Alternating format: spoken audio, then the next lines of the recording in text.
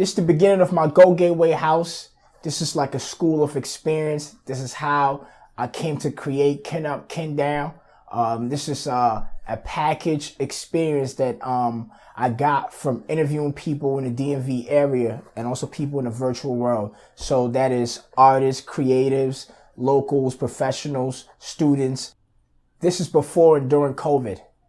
Here are their stories, experiences, and perspectives. How do you feel about people that don't vote because they say that it doesn't count?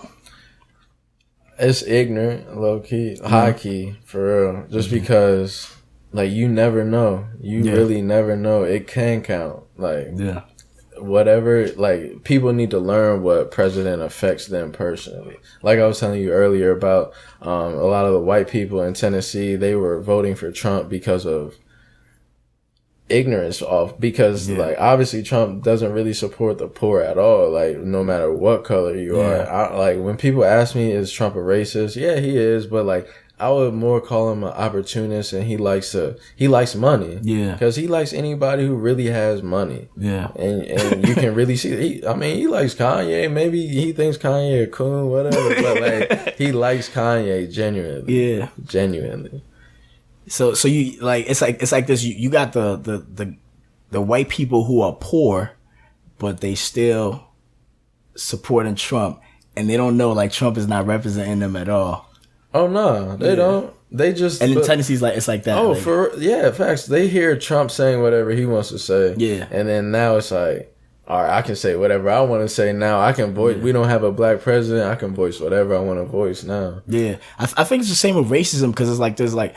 You got white people that may be poor just like a black person, but they look at it like me being white is what I have over you. Right, yeah, bro, exactly. Like that's so let me hold on to that shit. Like, bro, these white people really in Tennessee will think way less of a rich black person in Tennessee. They're like, oh nah, you still like way beneath me. Yeah. Like I can walk over you, can pull up in a Rolls. I'm still spitting on you, like you still not shit, basically. It's big wild out here, but I mean, this world, everybody says, like, it can change. I don't think so, man. Like, I really don't believe so. I believe it's just history's always going to repeat itself. Nah, history 100%. Is always going to repeat itself. The way I think it's like, I think you just got to master how things work and play the game. Facts. Because, like, if you have this fantasy of changing the world, you actually end up going crazy. Yeah, it's insanity, bro. Doing the same thing over and over again and expecting a different result. Insane, bro. Like, nothing in this world is changing.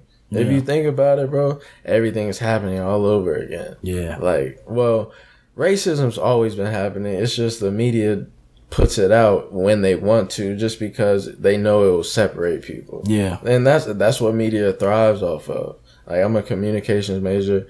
Like, that's what we thrive off of, bro. Yeah. Like, we need a story. You need a story to talk about. If people are unified, what story do you have? Yeah.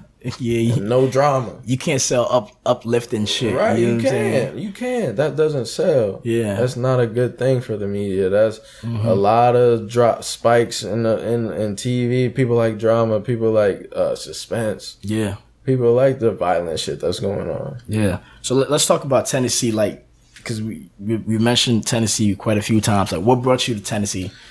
Like I told you, like one of my good friends, Errol Robinson, he played for. He went to Ole Miss. I just wanted to play in that SEC environment. Down south, baseball is big. Yeah. Big games on TV. Warm weather, whatever you want to call it. It was just the atmosphere I was going for. Yeah. Like, it was definitely important to me to play with the best players because people call the SEC basically the closest thing you get to the professional baseball in college. So that's why I went there. Did you have, like, other options that you was, like, battling with? Yeah, I mean, Maryland was definitely up there. I didn't want to stay home. Like, I wanted to leave home, experience a different place. Yeah. Wake Forest, North Carolina. A little bit, like, I played 2 sports in college, so baseball really wasn't on my radar until after my sophomore year when I stopped playing football. Football, I love in college. No, in high school. High school. Yeah. I love. So sophomore year, that's when you started playing baseball. No, I played baseball all my life, but I was just a dual sport. But like football is really what I love football. Yeah. Like just I thought I was going to the NFL type, but I realized how gifted I was in baseball, and that's my ticket, because black people in baseball is slim. Like there's not a lot of fast dudes in baseball, and there's not a lot of black people in baseball either. So when you're different, it's kind of easier to make it. Like you gotta think in football. It's like I went to a school where everybody on the football team probably thought they was going pro. Yeah. All of them look the same.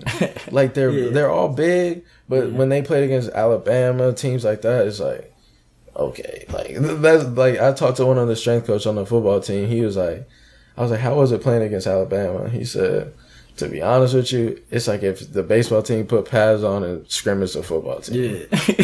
He was like, they're big, bro. Like it's a different sport. Like SEC baseball is obviously like crazy. I mean, football is obviously crazy, but like. Big players, big games. You got all the SEC players in the league. Yeah. But you noticed like the baseball was the ticket, or so like you were told by both coaches and stuff. Both. It was like Both. you got to focus on this. Both. Okay. My high school coach, he told me, he was like, bro, you got all of these summer camps, summer tournaments you need to go to. All these scouts want to see you. He was like, you gotta stop playing football. Yeah, bro. But football has the swag. Baseball is not a black sport. Like, so how you feel in that moment? Bro, my thing is like if you look at the game of baseball now, you got players rocking J's. Yeah. Like I wore the threes in college, bro. Like I spiked up some threes, bro. Like the game is changing. Like there's white boys, black, like all that rocking Jordans, customizing them, looking like Supreme, like. All that. It's really going crazy right now. Okay. And so baseball is changing in that aspect. Still, like you said, got to play the game because, like I talked to somebody about this. How many baseball players did you hear about kneeling during the national anthem? Yeah, none. Because they don't need black people in baseball. Yeah. If a black person kneeled, all right, well, we'll go get a little Dominican, Puerto Rican, white dude who is either as good as you or better. Yeah. You're interchangeable. That's real. And basketball and football, like. They didn't kneel in basketball either, right? But I mean, basketball is a whole different. Yeah, they didn't kneel, but they still had their they wore their shirts and everything. Like. And I think like basketball players, they always have some type of protest going on. Like like they can wear the "I Can't Breathe" shirts. LeBron can speak up. Right. It's not like football where it's like you speak up and you gotta watch your back type of shit. You know what I mean? Facts, your money might not be guaranteed. Facts. But a lot of people like to say like football is modern day slavery. I don't believe that because like they're giving you money. Like they're giving you bread. Like. It's on you to really magnify that bread and expand it and put it into stocks, put it into productive things. Because at that point, it's like you got all that money, you wasted it. Now you thinking it's modern day slavery because you out the game with no bread. No, I don't think it's slavery at all. I think that they are under certain types of pressure. But everywhere you work, you are, you know what I mean? Right. You can't look at a football player and say, yo, they are slaves, but then you work a 9 to 5. right. You can't say that shit. You know what I mean? Like I'd rather do what they doing than it's a kid game. You know what I'm saying? But let me ask you about the summer camp.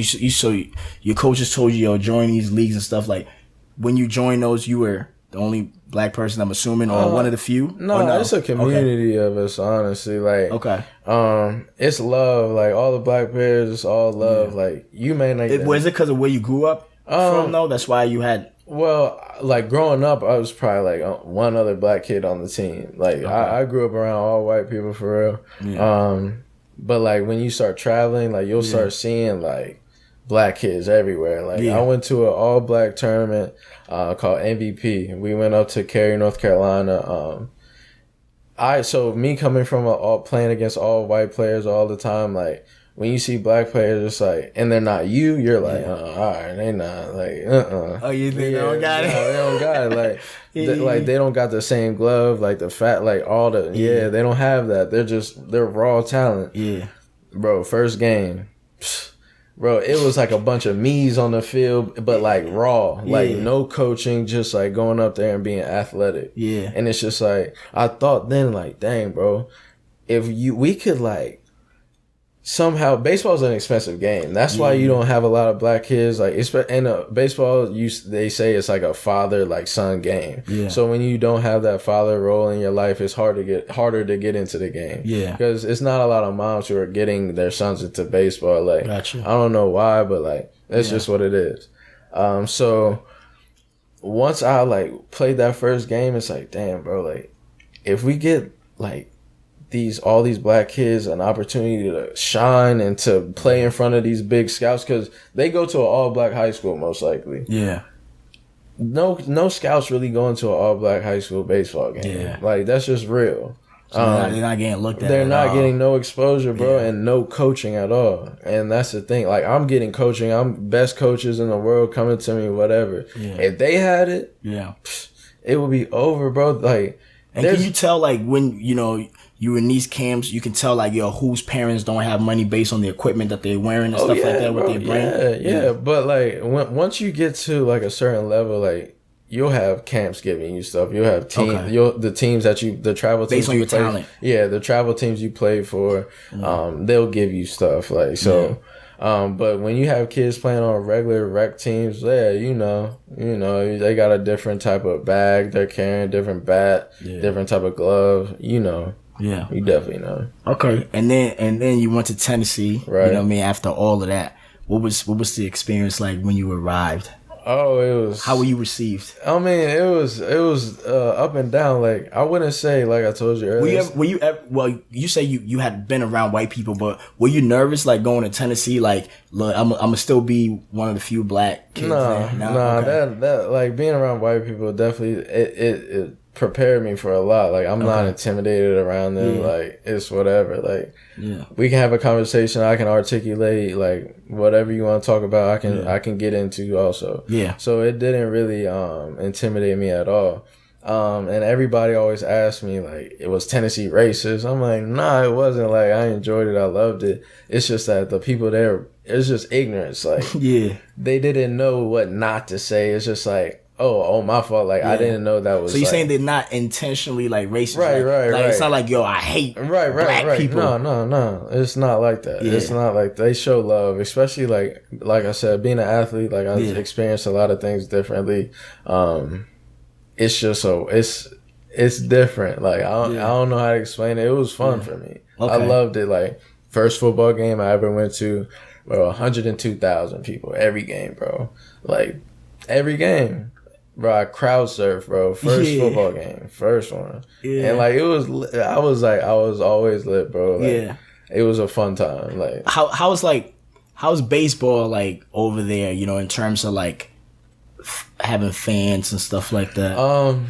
It could be better. Like, now that they're getting like a better team, more people are coming out to the games. Like, I told you, no matter how good our football team is, we're gonna get 102,000. Yeah, like, they're loyal football. Like, there's nothing else in Knoxville, Tennessee, but that big ass stadium. Like, every Saturday they're there. Yeah. It's a ritual, bro. It's religion. Yeah, like, literally religion. You play football in Tennessee, you're a god. And that's the. Including the community of blacks, whites, rich, poor. So they all come together. Right. Yeah. Is there racist shit that go down in the stadium? Hell yeah. Like, but like what? What kind of racist shit go down in the stadium? It's obvious racist shit. Like, you'll hear like some off the wall shit like, boy, run, boy, like, run, like that type shit. It's just like, and they screaming that shit. Yeah, bro. Is it one person or is it like the crowd? It's a crowd. Like, come on, bro. You can't tell me that's. Bro, it's a bunch of rednecks, bro. You can't. They don't know better. They don't know. But how do you like go through that? Because if it was me going through that experience, unless I had other black friends, you know what I mean, where I felt like I didn't have to deal with white people, right? It would be tough for me, bro. I mean, at Tennessee was a unique place, man. Like there was a lot of black people too. Like we got a lot of influence from Memphis. Like they would come to Tennessee. Nashville had like their clique. Like Tennessee was super cliquish. It was cool though. Like I got to experience like the black crowd a little later in college. Like I started having a lot of more black friends. Like football players, basketball players, whatever. But like you realize, like if you're from Memphis, bro, you know everybody. Like it's literally a community. All your brothers, sisters, cousins, everybody came to Tennessee or Memphis or Ole Miss. Like it was a community, and you could tell at parties, like they knew the same song, same dance, like everything. Like they talked the same. Like I got to a point where you didn't even have to tell me you from Memphis. I could see you walk, talk. Oh, you're from Memphis. Like, where I know you. Like I know that. And who was you kicking it with? Was you kicking it with black girls or white girls? Man, being an athlete, it was different. It was different, bro. Like it was all kinds, bro. It was all kinds. It was so you was exploring the whole entire. I mean, like my thing is like, yeah, my freshman through junior year, I really wilded out. Like I'm not even gonna lie, like I wilded out, like. I'm not gonna lie. Are you gonna say you was known on campus? Like, like, I was wild out, bro. Like, but it was cool. It was an experience. And then senior year, obviously, like you kind of cool. Nigga, you waiting to senior year to calm down. But I mean, I kept it on my shit though. Like I got good grades. How did that affect playing baseball? So first thing I heard on campus, like you there's 3 lives. Yeah. And you can pick 2 of them. You got your academic, you got your sports, and you got your social. Yeah. I pick social and sports. Yeah. Like school's cool. Like I can really like I'm smart enough to really get by. Like But college was the first time I literally had to make notes and study. Like this shit was hard. Like and I was a biology major my first year of college. Man, how do you go play baseball and then major in biology, bro? I didn't. I only played baseball. Like we would get to the test, bro. Like I had a kid on the team that was smart as fuck, bro. Yeah, he wouldn't even let me cheat off him, bro. I was heated. I was like, bro, please, like, no. I was a bio major for 2 years. I hit college chemistry. That shitted on me, bro. Like, because I'm not going home and studying. Like, whatever I hear in class, like, pray to God I retain the shit. Yeah. Like, but other than that, how was the workload with baseball? I'm trying to understand how it could affect you with academics, you know? It was extensive, man. Yeah. Like I told you, were demanded. It was scheduled, bro. It's like when you play sports in college, it's literally like wake up. If you have workouts in the morning, you go study hall, class, practice, study hall, sleep, do it again. Like it becomes like muscle memory, bro. Like you have study hall, you try to get your work done, you bullshitting though, like with your teammates and everything, but it's cool though. It's like it's easy. Like you have your academic advisor really like on you. Like my academic advisor was perfect, bro. Like would text me when I had big shit like to turn in. Like would text me when I had a test the day before. Like make sure I study all that. Like that's because you was an athlete. Yeah. Okay, if I wasn't an athlete, nah, bro. Like I wouldn't have none of that. But it's crazy though, because when you go to at Tennessee, all the black kids are in the library, like all like the cool, like all the like cool kid, whatever you want to call it, like it's college, but you know, like the kids who are known around campus, they're in the library, bro. Like that's all the girls are in the library, bro. Like they're all, it's a community, and they just kick it in the library, bro. Bro, I didn't have that experience in college. That's kind of strange. It's weird, bro. And it took me a minute because I wasn't trying to go to the library. I'm like, where the hoes at? They was in the library. I was like, oh shit. Okay, what about so like now you in Tennessee, you know, you playing baseball, and you have the situation where you still have to do good in school, right? Right. Do you think with all that workload, because like I went to school, I didn't play sports in college, right? So and I had to do well with academics, and you have to do well with academics, but you also have to play sports. Do you think athletes should get paid?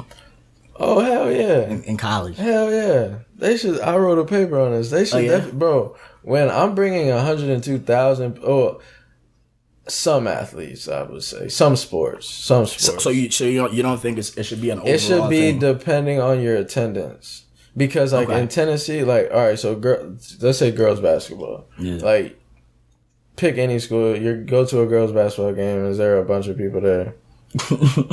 No. Yeah. There's not. But in Tennessee, bro, they love the girls basketball team. They should be getting paid, bro. Yeah. Girls basketball team, boys basketball team, football team. Yeah. Depending on how your baseball team is doing, those athletes should get paid. Mm-hmm. You got people bringing money to you. Yeah. You got people bringing interest to your school. Like, so you think it should be based on the fact if the sport is bringing money? Yeah.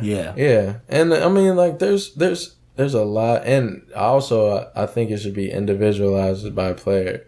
Like, you got people wearing my jersey, and like Alvin Kamara went to Tennessee. Like, you got people wearing number 6, like with his, I don't even think his name could be on the jersey, but like with his jersey on, it's obviously him. Yeah, you got people like Josh Dobbs, like you got his jersey and the school making money off of that, bro. Millions, billions. And like people like they're paid with their scholarships, but like they're still struggling. Like they're still college nothing. kids. No, that's nothing for real. And then the stipend could be $1,000 a month. Like $1,000. Like we're grown. Like we're older now. Like $1,000 ain't really shit. What about in terms of like programs? You know, because not every athlete is gonna make it to the major leagues. Right. So do you think that there are programs that set up the athletes just in case, you know, they don't, because when I was in college, like I wrote papers for some athletes, you know, like I used to charge like $10 a page, right? And you know, you could tell these niggas was not gonna write a damn word, you know what I mean? Yeah. So it's like, and only one person that I know of made it to the NFL, Victor Cruz. He went to the Giants, yeah. So all these other niggas didn't make it. You know what I'm saying? So, and I don't know what they're doing now. Right. Do you think there's like programs set up, you know what I mean, for these athletes? I feel like there should be. There should be. Yeah. Like, you watch Last Chance U? Like, you ever watch that? It's a football, like, documentary on Netflix. Mm-hmm. Man, these niggas is in there learning about what a semicolon is.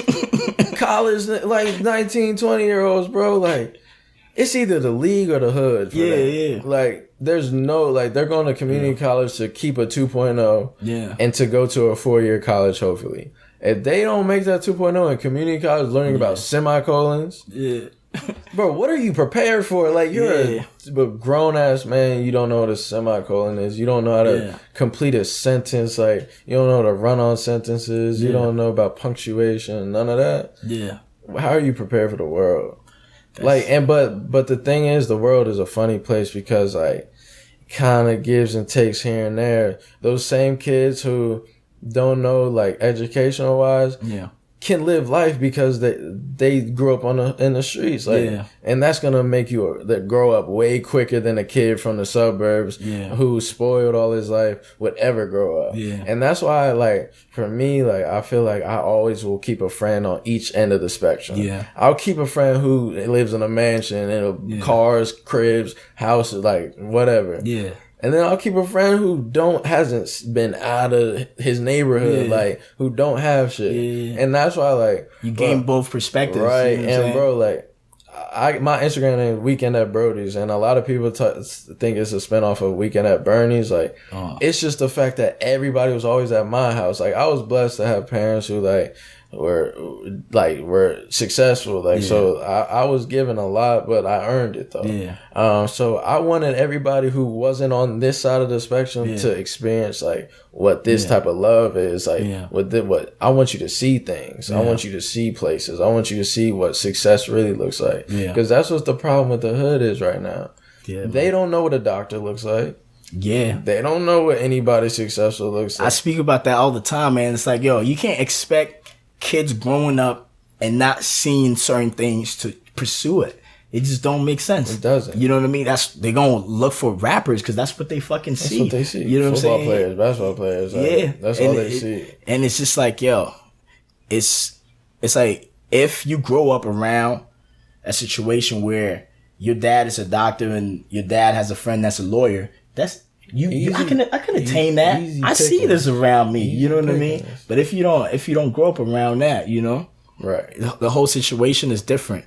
But yeah, let's touch on, your experience with your teammates and coaches, How was that? It was, man. Was you a wild card or? Man, yo, my teammates, like, from Little League, I have friends from when I first played baseball I still talk to. Like, your teammates are like your boys. Like, it's like a little fraternity. Yeah, it is. Like, it really is. Like, my high school coach told me, like, when you leave here, man, you'll never experience, like, this brotherhood that you had here. Yeah. And that was facts, but, like, the difference between college and high school is you're living with these niggas in college. Like, those are your boys. Like, those are literally your brothers. Like, so it's, like, really like a close knit group, especially depending on what team you play for. Like travel ball is different. It's like AAU. Like you got different players coming in and out. Like they think they should. Everybody got an ego, so it's not really like that type of team. Do I have friends that I play with on travel teams? Of course, but like it's not really like a close knit group. Like who you play with in college or who you play with in high school. Yeah. But coaching wise, it depends. Yeah, it really depends. I didn't have a good relationship with my coach, honestly. Not a lot of really. I mean, some players did.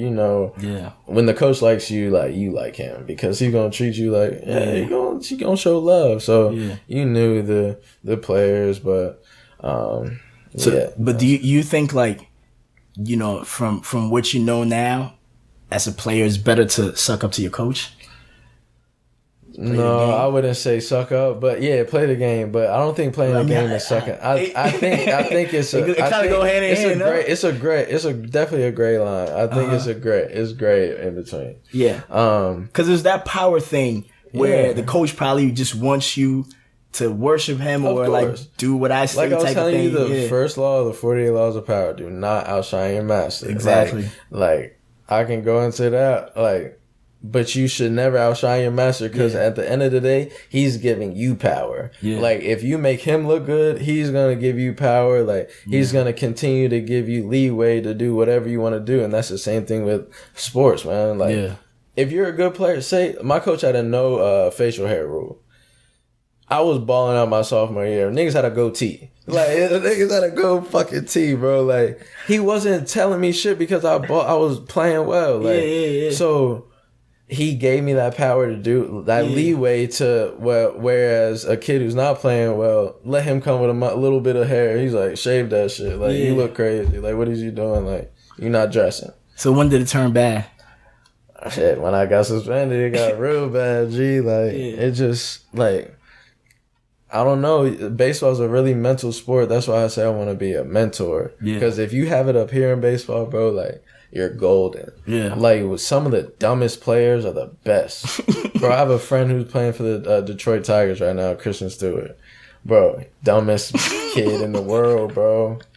He doesn't know he doesn't really know, like, he knows the game, but it's like, it's so simple for him. Yeah. He sees ball, hit ball. Like, he's a caveman. Yeah. Like, but there's other kids who are just like, their brain is spinning all day. They're thinking the game so much. They're like trying to guess what pitch is coming, like all that. And that's going to affect your timing. Like the hardest thing to do in sports is hit a baseball. Yeah. You got motherfuckers throwing 90 plus miles an hour at you. You got a tenth of a second to react. Yeah. It's different, bro. It's really different. So. And thinking takes time. So it's thinking takes a lot of time. Overthinking shit just affects you and stuff. Exactly. Yeah. But would you say like you can, like, with the coach, the relationship is over or it can be restored ever? Hell no. Fuck that nigga. Fuck that nigga. Oh, fuck that nigga. So there hasn't been any reaching out ever? Oh, fuck that nigga. Hell no. I'm not going nowhere near him ever. Yeah. Ever. You want to go back and lie? Yeah. Yeah, never. Nah, never.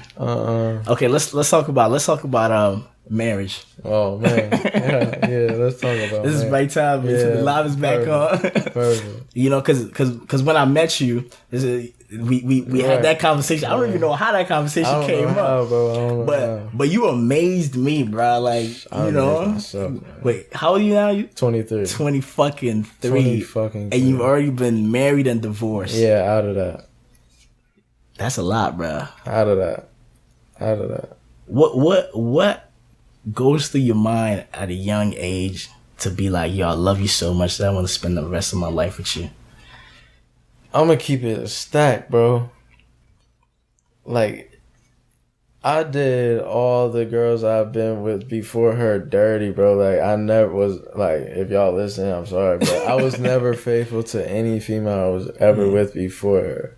So, like, she came in my life and reminded me of my mom, like, off rip, like, that stern, like, listen, you not doing this, and that. Like, if you want to do that, I'm gone. And I'm like, I don't want that. Like, I don't want you to leave. So it's like, it's like, all right, I'm giving that up. That's cool. Like, what's up? And so that effect, like, a lot of girls don't realize how to really bag an athlete. Yeah. Athletes are obedient. They have to be, or they're not gonna go anywhere. Athletes are very, like, they have to be coachable. Yeah. So when a girl comes in their life, is like, listen, like, this, that, and the other. Like, if he's looking for that, then you can be that way towards him. Yeah. So she did that, and bro, locked me down, bro. Like, I loved it. Like, I loved it. Like, I really did. Yeah, I loved that shit. Yeah, I did. But man, it was a lot, bro. It was I was ready. Yeah. Or at least I thought, but I believed I was ready. Yeah. Like I told you, I lived life like, did I think I was like, did everything I wanted to do in life? Hell no. Yeah. But like, I had fun. Yeah. I had that wilding out stage, like, and everything. Yeah. So I was ready to really go into it and start building that empire. And you think she was ready to? No, because like. But did you know, this is hindsight, or in that moment? Or were you selfishly just looking at what you... I was selfish, bro. Like, but I think we both were, because I went into it my senior year, like, thinking I'm getting drafted, like, I'm going to live this type of lifestyle, this, that, and the other. And when it didn't happen, it's like kind of reality check. And instead of me being able to cope with not playing baseball anymore, like, I had to go in stepdad mode to husband mode and try to provide for what I have now. Yeah. And I went from 21 to 22 to 30, 35 in a day, bro. And I mean, I loved it, bro. It was awesome. She has a kid. Yeah. Okay. It was awesome, bro. It was like, taking care of the kid was awesome. Like, that was my main man, like, for real. But it came like a whole lot of stuff happened with the baby daddy, like, and no need to get into that, but like, it affected her, and I came into that, like, marriage, like, with no worries, like, and never had really any hardships in life, like, and she came from a adopted family, but she came up in money, but she still had to struggle, like, and when she had a baby, like, she was on her own, like, doing whatever she had to do to, like, to provide for herself and her kid, and like, she's strong, bro. But like, me being so like ignorant to that type of lifestyle, like, it was so much for me to take on. Okay. Like, I went from like being carefree to now I have a responsibility. Yeah. Now I have, and the kid, bro. Yeah. Like, no matter how you spend it, that is bro. A lot. No matter, it was a lot, bro. But I mean, I loved it because it made me who I am now. Like, my mental now is nuts, bro. Like, I love how I think now. Yeah. I love, like, before, I'm thinking how I thought before, like, before I got married, when I was wilding out, but it's refined. It's like, it's like etched in stone. Like, it's really cut out, because now I'm older. I have like, I'm in a different mental right now, bro. Like, when did you realize, like, yo, this has to be done? Bro, it's crazy, because one day, I'm sleeping right next to her, bro. The next day, like, don't talk to her anymore. It's literally like that, bro. But like, it's funny as shit, bro. But like, it's really wild for me. Like, it's to think about it. It's like, damn, bro. Like, it happened like that, but like, it dragged on. Yeah. Like, I not to say like I wanted to get out of the relationship for a long time, bro. But like, my mental was fucked up. My mental was totally fucked up. Yeah. Like, I'm not saying she like locked me down where I couldn't see my friends, but like, I had responsibilities. Like, I had to be a man. Like, I couldn't go chill with my friends. Like, I couldn't do this, couldn't go out, couldn't see people. But like, that ate at me, not the fact that I couldn't see my friends. It's just like I couldn't be who I am. Yeah. Like, I just couldn't be me, and I fell in a hole. Yeah. Depressed, like lost 30 pounds, bro. Didn't, bro. 30 pounds, bro. Went like 4 days without eating, like, bro, would be pent up in the bathroom, smoke like 20 blunts a day, bro. Easy. Go through a half every other day. Bro, spending bread on just straight gas. So I can also imagine that she was going through some shit. Yeah. And then like a lot of happened with the kid and the baby daddy. Like, so we were going back and forth to court and everything. Like, so like that affected her a lot. And I'll keep it a sec. I didn't know how to handle that. Like, I'm like, men are problem solvers, like naturally. And when I figured out I couldn't solve this problem of like making her like really happy, it was like it ate at me. And like, so when we're having problems and I feel like I'm not really doing nothing wrong, it's just like, damn, bro, like I can't get no slack, I can't get no break. Like I'm busting my ass to make this relationship happy. Like, so are you. Like, no shade, no nothing. Like, she was doing it, like she was working on it too, but like it just became where it's like, and I'll get into this right after this, like it became to where we're just pulling on each other. Like we can't elevate. We're like, we're going down, but like we're pulling on each other slowly, but we're both going down. Like I just, financially I wasn't able to support like a lot of things, and mentally I wasn't. Yeah. And I mean, like that's on me, but like I said, now my mental is crazy. Like I've been through it. Like, and not a lot of 23-year-olds can say like they've been married.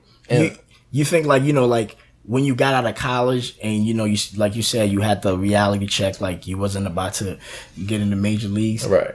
You think like at that time you needed time to yourself. Facts. And kind of like it could have been a situation where both of y'all were like feeding on each other's energies. Like, you know what I'm saying? Like how you describe it, like y'all pulling on each other, you know? It's like facts, bro. You hit it on the head, bro. Like I never had that time to myself. Like, and because I was trying to be strong for her, because she's going through, like me not playing baseball anymore. Yeah, that shit hurts. Yeah. But like, I can make money other ways than just baseball. Yeah. She's going through a real life problem, bro. Like, and that, like, I didn't, not to say I was definitely ignorant to it, of course. Like, I never experienced nothing like that. Like, so I really didn't, I couldn't be there for her mentally. Like, she's crying to me, like, I'm not in that space. Yeah. Like, I'm just coming off of being in college, like, wilding out. Like, I'm not in that space to really, like, deeply, like... Did she go to college? Yeah, she was on her own, bro. So she just moved up with me, like, at, like, my senior year. So she moved in with me at school.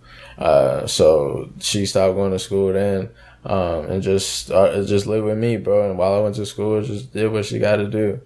She was going through a lot, so it was a lot on me. So let me ask you this: so now, from what you've been through, like if you meet a girl that's going through a lot, you gonna walk the other way? My headspace right now, bro, like I'm gonna keep it a stack. Like I'm gonna keep it stack for my life, like, bro. Like, if you wanna fuck with me, you gotta be okay with me talking to other girls, like.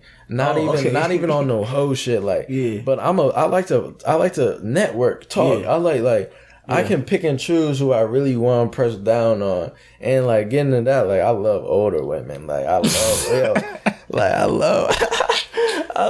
older women, bro. You gotta explain how she gotta be cool with you talking to other girls, because like of course you can speak to women because they're humans. No, but like the way I view marriage, and I'll get into this, is like constriction, confining. Like, so I'm like, was there a lot of jealousy? I would say so at the beginning, because she was used to like a combative relationship, and I'm like, I'm a real chill soul. Yeah. So I wasn't about that arguing shit. Like, no girls before her got an argument out of me. You start arguing with me, like, all right, blocked. Yeah. Like, I ain't worried. Like, got A, B, C, D. Yeah. Like, whatever. But with her, it's like, I don't know. I lost my train of thought. What did you say? I was asking, like, Well, you made me lose my train of thought too. but essentially, what I want to ask you was like, did she put the mirror in your face though, and let you see yourself as well? Yeah, she did. Like that's why I'm not going like. And for that reason, like, is there anything you want to change, or are you like, nah, fuck that? Nah, like, I'm still keeping me. My like I won't shit talk her, especially like in public. No, nothing like none of that. Like, yeah, she did what she had to do, but. I learned from that relationship how to argue. No, like not like. All right, let me articulate on that. Yeah. Like when I was arguing with her, like I was wrong, bro. Like instead of listening and really dissecting what she's saying and really listening, I'm thinking of, all right, let me think of some shit she did so I can bitch at her about something. Yeah. Because like it became that combative relationship where like.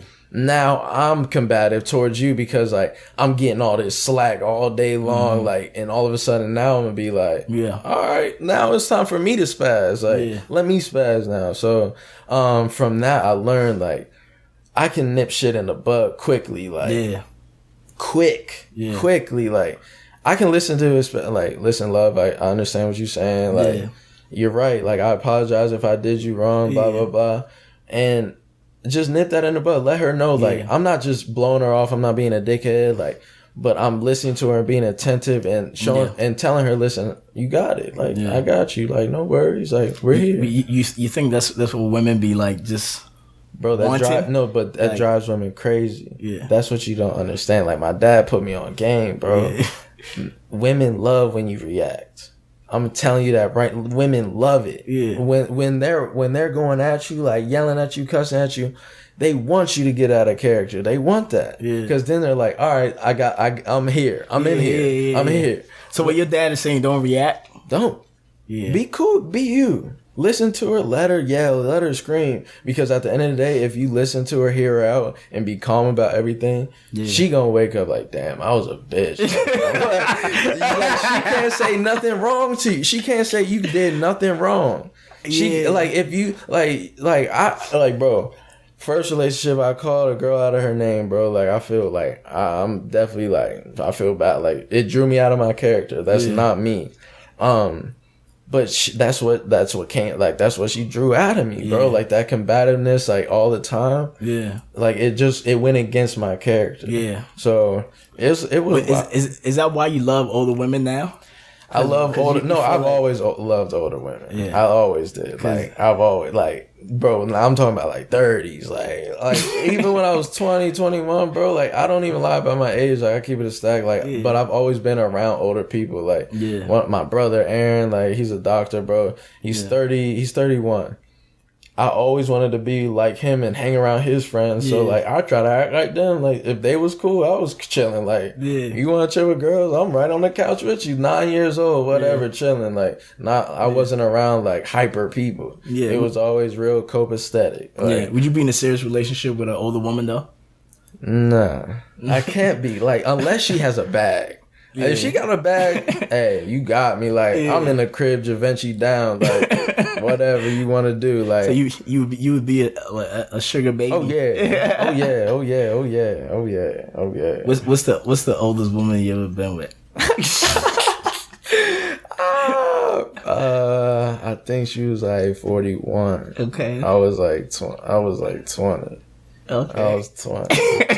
It was wild. Shorty had like a daughter like not even my age, probably like 3 years younger than me. Like, yeah.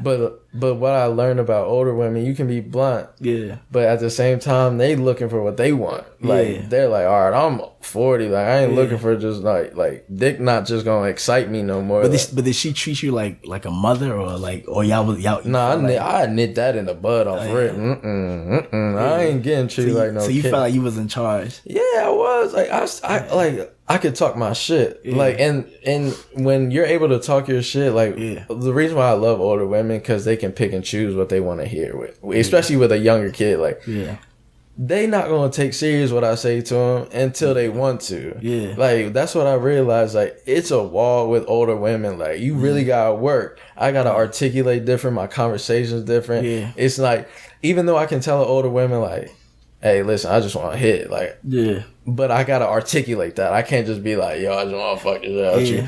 Unless it's just that wave, like you giving me that wavelength. But wait, so you think like younger women, you can just say it like that, like, yo, I just want to fuck. It depends. Like, it really depends. Like, bro, I'm guilty of selling game, bro. I'm guilty of selling dreams, bro. I am. Like, I'm guilty of it. But that's what, like, that's when, like, pussy excited me, bro. Like, that's just when that excited me. Because I was chasing that, so I'm going to say whatever I wanted to say. Yeah. But to say that. You ever told a girl, I love you when you didn't? Nigga, what? Nigga, what?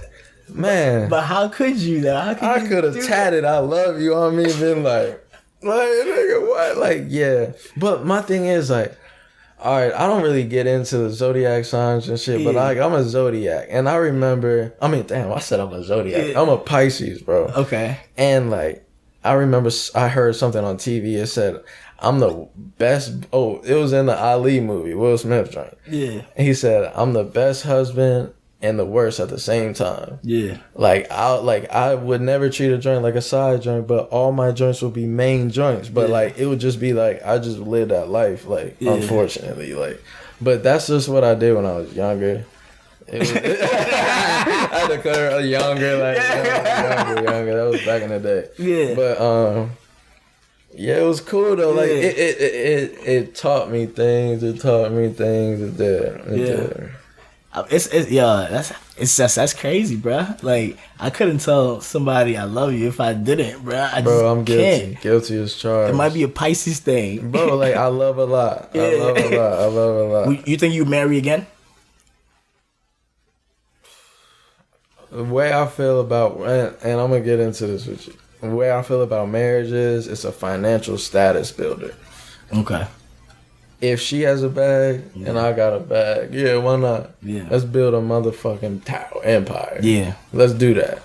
Now, I'm going to tell you this, and I'm not to ruin no girl's dreams of getting married, no guy's dreams of getting married. I just don't think it's natural. Yeah. I don't believe two people are like should be bind together by contract for life. Yeah, for life. This shit is a life sentence for life, bro. For life, because I do believe you can have a life partner and somebody like who like really is down with you, like no matter what, like. But it should be like freedom, like not to say you should go fuck the world when you with the people, like people, whatever. But you should be able to go do what you need to do. Yeah. She can go do what you need to do, her what she need to do, so y'all can build together. Yeah. Because one of my mentors told me, you ever heard of the now then us they?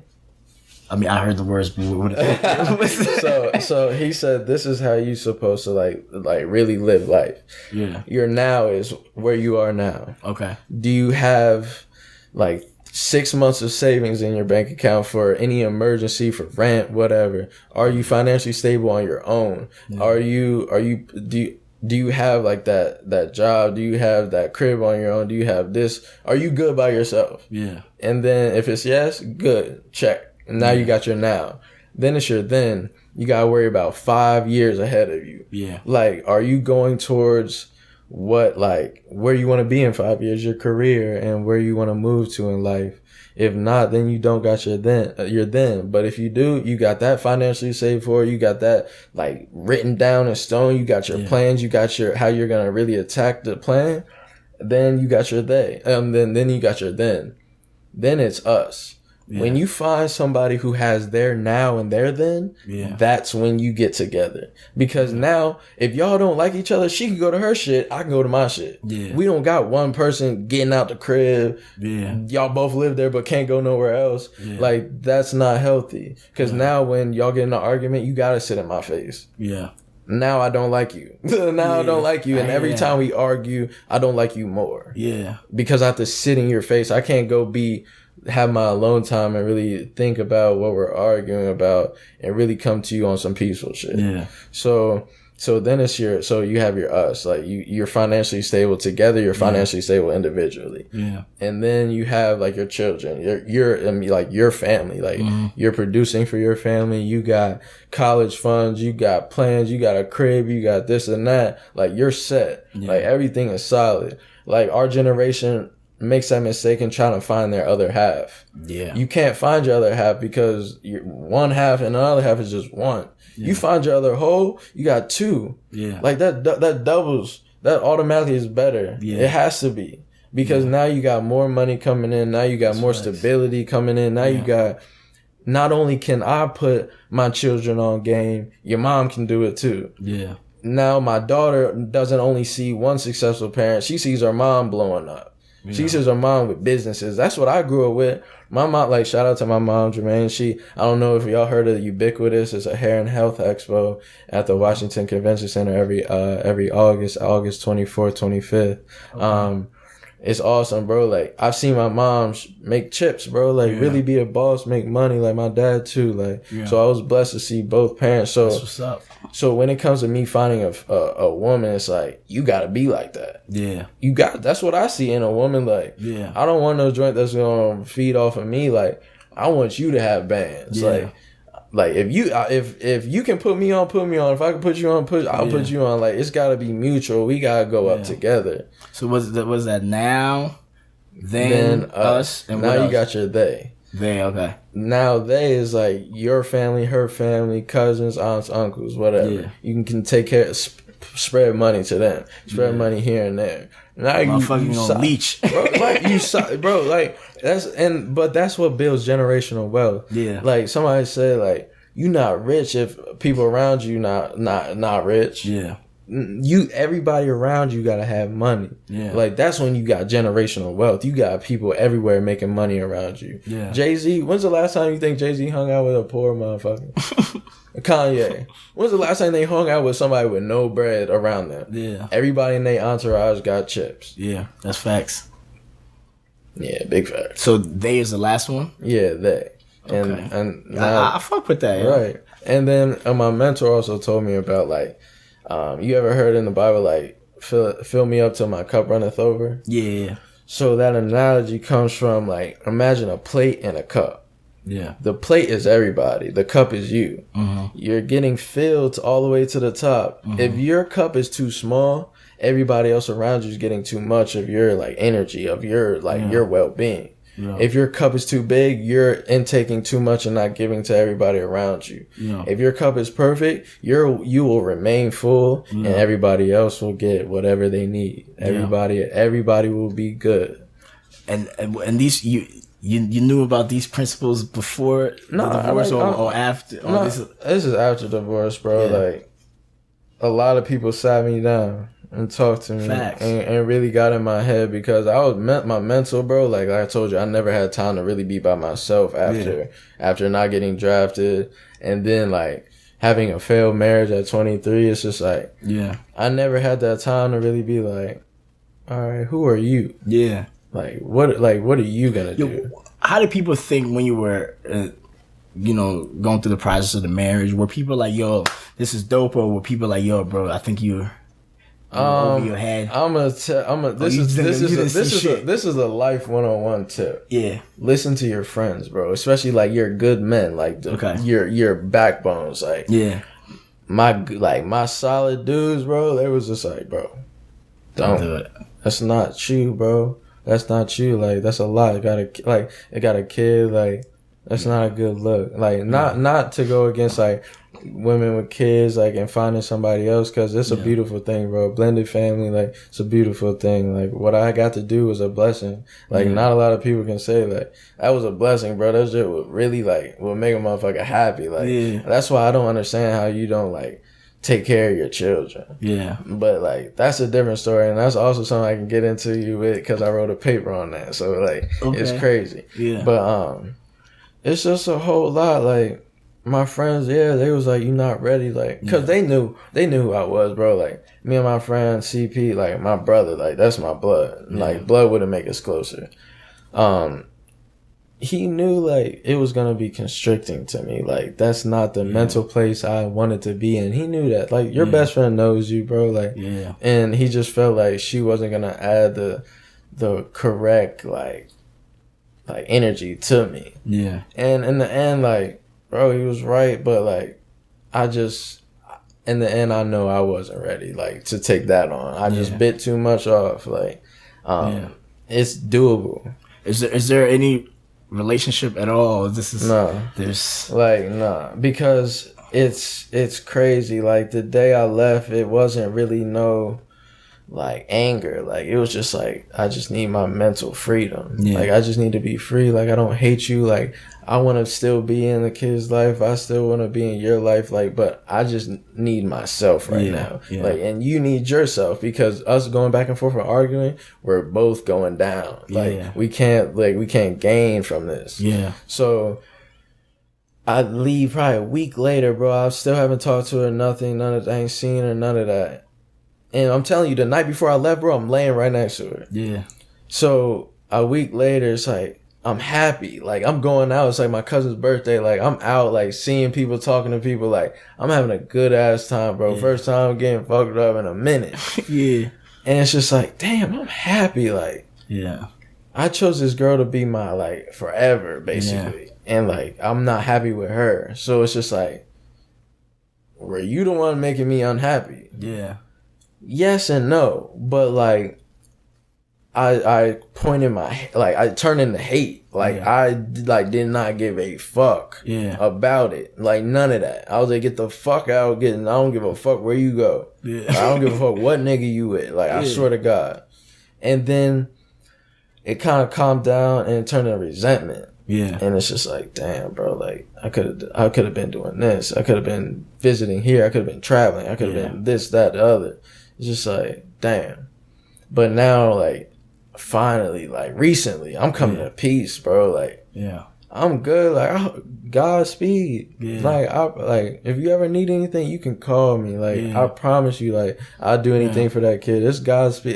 It's all love. It was it's a life experience. Yeah, facts. And it's a growing experience. And, definitely. And I knew I couldn't be at peace with myself until I was at peace with her. Yeah. And for what I thought she did to me, but like, it wasn't her, bro. Like, you should never let somebody get into your mental. No matter what, wife, dad, mom, nobody. Yeah, man. I don't like when people, you know, get out of relationships and all they have to say is how the other person ruined them. Right. You know what I'm saying? No, I'm not on that way because, like, in the end, I grew from that. Yeah. I saw what I did wrong. Like, it took me a while. Like, I was one of those guys, like, I'm not wrong. Like, but when it was something big, I'm wrong. I'm sorry. But then, like, females like to bring it up over and over again. Like, it never stop.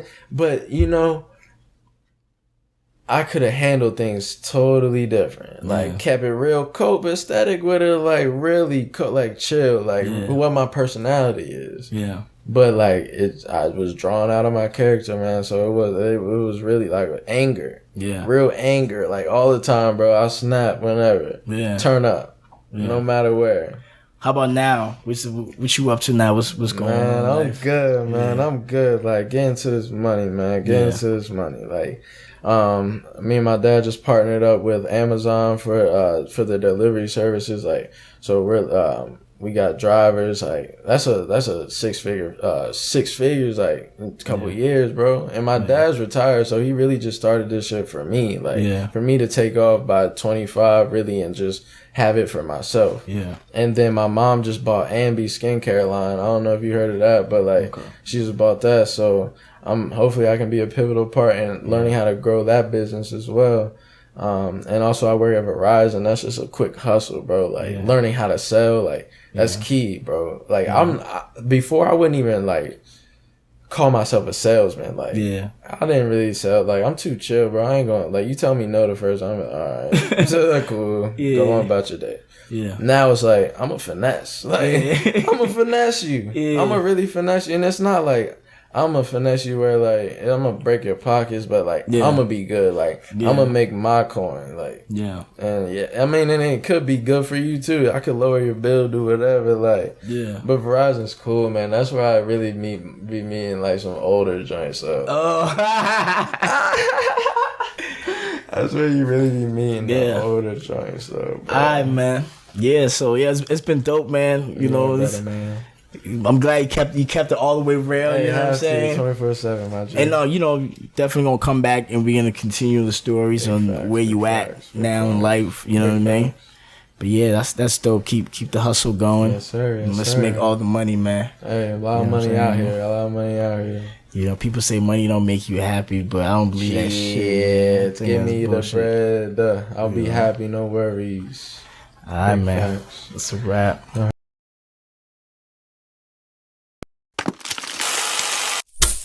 Okay, how?